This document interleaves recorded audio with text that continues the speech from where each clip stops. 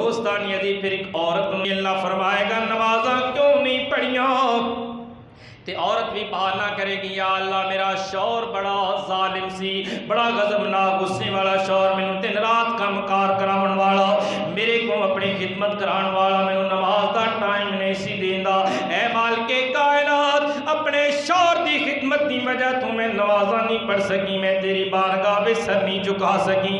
اللہ خالق کائنات فرمائے گا فرشتیوں جی مولا جاؤ آسیہ زوجہ فرعون لے کے آؤ۔ دوستان عزیز فرعون دی بیوی حضرت سیدہ آسیہ نو بلایا جائے گا۔ اللہ خالق کائنات فرمائے گا او بہانہ کرن والی ہن تو دس تیرا شوہر زیادہ ظالم سی یا آسیہ دا شوہر زیادہ ظالم سی؟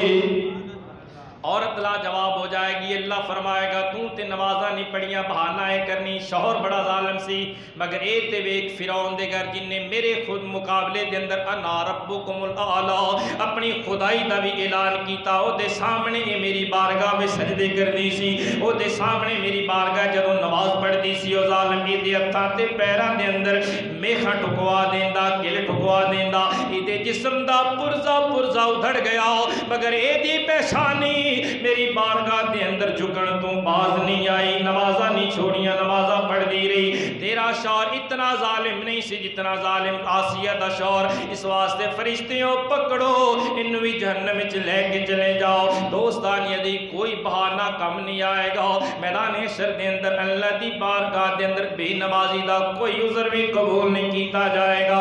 اس واسطے حکم ہے باقی فرائض چھوڑنے نماز بہت بڑی ہے۔ دوستان یدی اج رمضان آ جائے جنہیں کدے نمازاں نہیں پڑھیاں روزے ضرور رکھ دے، ساڈا ایمان روزیاں دے ثواب تو محروم نہیں رہے گا، مگر اے نہیں سوچدا کہ روزہ چھوٹا فرض ہے، اے مقابلے میں اللہ نے نماز نوں بڑا فرض بنایا ہے۔ پھر کیوں نہ عرض کراں دلا غافل نہ ہو یک دم یہ دنیا چھوڑ